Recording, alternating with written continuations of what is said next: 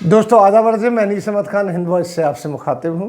ये जो सांप्रदायिकता का जहर है जो भाजपा देश में फैला रही है, विदेशों तक में इसका असर देखने को मिल रहा है।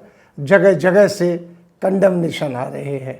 अभी तो चल रहा था देश में ही कि मुसलमानों की दुकानें नहीं लगने दी जाती थी, मुसलमानों का बाइकाट चल रहा था, मस्जिदों को नुकसान पहुंचाया जा रहा था, भगवा झंडे उनके ऊपर फहराए जा रहे थे, तमाम चीज़ें चल रही थी।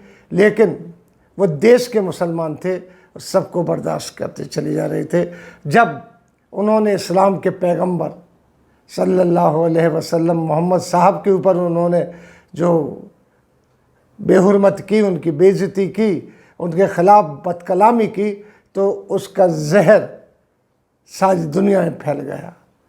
वहाँ इंडोनेशिया से लेकर साउथ अफ्रीका तक, वहाँ पूरे इस्लामिक कंट्रीज़ में, अमेरिका में, ब्रिटेन में, तमाम जगह इसकी जो बदबू फैल गई है, कंडेमनेशन हो रही है। सब जगह ये कहा जा रहा है कि इतनी देर में एक्शन क्यों लिया गया, पहले लेना चाहिए था। भारत से भी यही आवाज़ उठ रही है कि इतनी देर में एक्शन क्यों लिया जाने लगा, माफ़ कीजिएगा, लिया गया, पहले लिया जाना चाहिए था।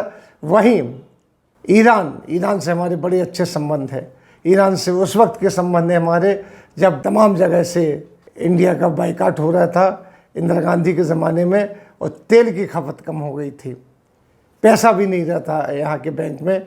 तो इंदिरा गांधी ने स्पेशल एनवॉय भेज के उनसे बात की ईरान में, उस समय राजशाही थी, और कहा कि हमें तेल चाहिए। वो तेल ईरान से फ्री में बाकायदा आया भारत से उसके, जब इंदिरा गांधी की सरकार सही तरीके से इस्टेब्लिश हो गई, धन आ गया, तो उन्होंने वो पैसा वापस किया। उस पैसे का बाद में बड़ा बवंडर हुआ कि इंदिरा गांधी ने इतना पैसा क्यों दिया, कैसे दिया, किस बैंक से दिया, वो अलग ही किस्सा है। लेकिन ईरान हमारा हरदम से साथ में खड़ा रहा। वहाँ के ईरान के विदेश मंत्री आजकल भारत के दौरे पर रहे। उन्होंने प्रधानमंत्री मोदी से भी मुलाकात की। इसके बाद वो NSA चीफ अजीत डोभाल से भी मिलने गए।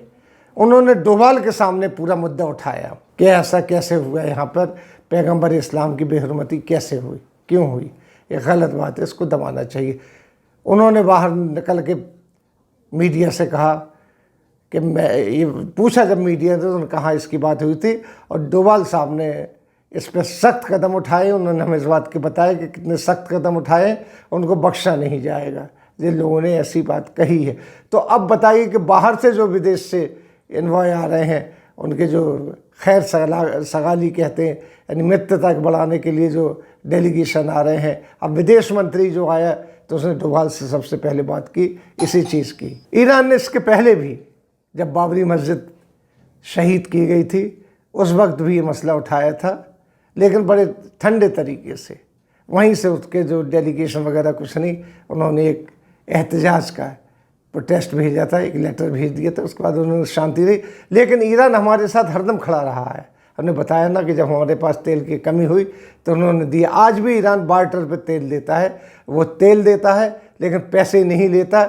यहाँ से हमारी जो सामान्य प्रोडक्ट है वो ख़रीदता है उससे, उसके बदले में।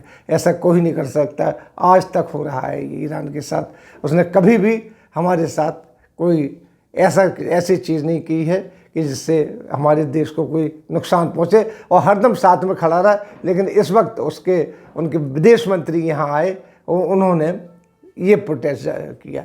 इसके माने जहर काफ़ी हद तक फैल गया है। वो बात अलग है कि जो इस्लामिक कंट्रीज़ हैं दूसरे, वो इस बात को कर रहे हैं, अरब कंट्रीज़ इस बात का विरोध कर रहे हैं, लेकिन ईरान ने विरोध किया, बहुत बड़ी बात है।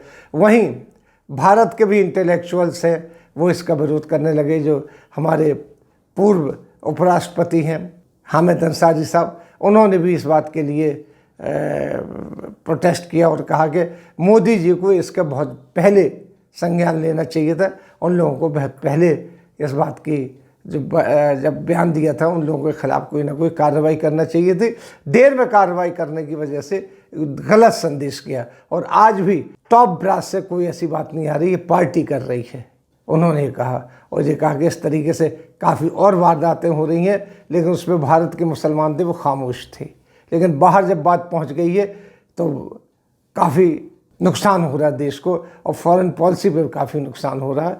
अगर इस बात के ऊपर कोई स्टैंड ले लिया किसी ने तो काफ़ी मुश्किल पड़ जाएगी। वहीं फिल्म एक्टर्स भी इस बात के ख़िलाफ़ हो गए हैं। नसीरुद्दीन शाह ने पूरी शिद्दत के साथ इसको कंडेम किया है।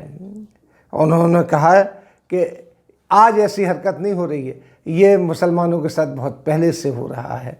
जब से सरकार आई तब से उनके साथ एक्सप्लॉयटेशन हो रहा है, उनको मस्जिदों में हमले किए जा रहे हैं, उनकी जो पहनावे पे हमले किए जा रहे हैं, उनकी दुकानों पर हमले किए जा रहे हैं, उनके खान पान पे हमले किए जा रहे हैं। ये सारी चीज़ें हो रही हैं जो कि नहीं होना चाहिए। ये नसीरुद्दीन शाह जो कई बार नेशनल अवार्ड जीत चुके हैं और बड़े सेकुलर आदमी हैं, उन्होंने ये बात कही है। तो ये चीज़ जगह जगह से उठने लगी है। ये जहर काफ़ी बाहर तक फैल गया है। भारत के जो विपक्षी नेता है ओवैसी वगैरह तो कह ही रहे हैं कि अब क्यों लिया है उन्होंने स्टैंड, जब मुस्लिम कंट्रीज़ ने, इस्लामिक कंट्रीज़ ने इसके ऊपर स्टैंड लेने लगे तब उन्होंने इन लोगों को बर्खास्त किया। हालांकि ये लोग आज से नहीं, हरदम से ऐसी बातें बकवास करते रहे, और चैनल पे तो इससे भी बुरी तरीके से होती है। ये बात उन्होंने पैगंबर इस्लाम सल्लल्लाहु अलैहि वसल्लम के ख़िलाफ़ जब कहा तो इस पे गुस्सा भड़क उठा। ये समझ ली उबाल आ गया, पानी घड़ा भर गया, घड़ा फूट गया भर के। तब ये बात सामने आई कि पूरे देश विदेश में इसकी थू-थू हो रही है। हमें कहे पाकिस्तान कर रहा तो पाकिस्तान तो करेगा, लेकिन ईरान जैसे दोस्त ने जब इसके ऊपर एहतजाज दायर किया तो ये बहुत बड़ी बात है। कतर ने दायर किया, ये बहुत बड़ी बात है। अबू धाबी से दायर हुआ, ये बहुत बड़ी बात है। वहाँ तो इनको, हमारे मोदी जी को अभी सबसे बड़ा अवार्ड सम्मानित किया गया है। यानी कितने करीबी दोस्त हैं वो।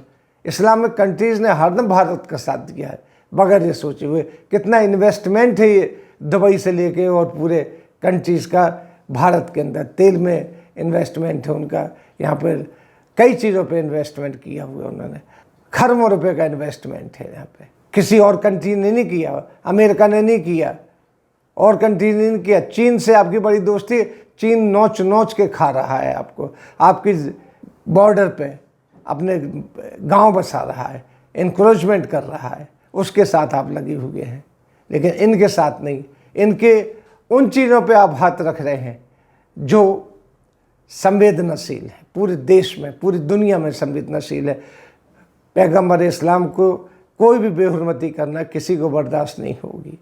जब तक चलता था मुसलमानों के, भारतीय मुसलमानों के ऊपर जो चल रहा था वो चल रहा था, कोई नहीं बोल रहा था। लेकिन इंतहा कर दी, एक्सट्रीम कर दिया, पराकाष्ठा हो गई उसकी, तो ये घड़ा फट गया। लेकिन आज भी देखने की बात है कि हमारी जो नेता हैं, बड़ी लीडरशिप है, उनकी तरफ से कोई बयान नहीं आया है। वो खामोश है, पीठ थपथपा रहे लगता है उनकी। और ये अगर ऊपर की जो टॉप लीडरशिप है पहले चाहती, पर कई चीज़ों पर रोक दिया गया, इस पर क्यों नहीं रोका गया?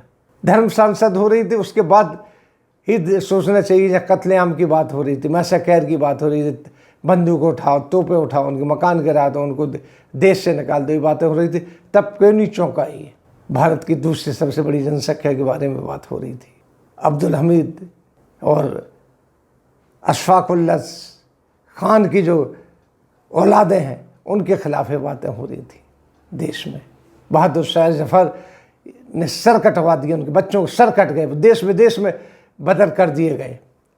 उनकी जो आस औलाद से ये बातें हो रही थी कि उनको देश से निकालूंगा, कत्लेआम कर दो। हमारे आबा उजदाद, बाप दादों, बुज़ुर्गों की खाक इसी मिट्टी में शामिल है। हम दगाबाज नहीं हो सकते हैं, लेकिन कुछ चीज़ें ऐसी होती हैं बहुत संवेदनशील होती हैं, समझना चाहिए उसको। उसका रिएक्शन जब होता है तो ऐसे ही होता है कि भारत में कम, विदेशों में ज़्यादा हो रहा है। इसी के साथ हम आपसे लेते हैं विदा। अगले अंक में फिर हाजिर होंगे, तब तक के लिए दीजिए हमें इजाज़त।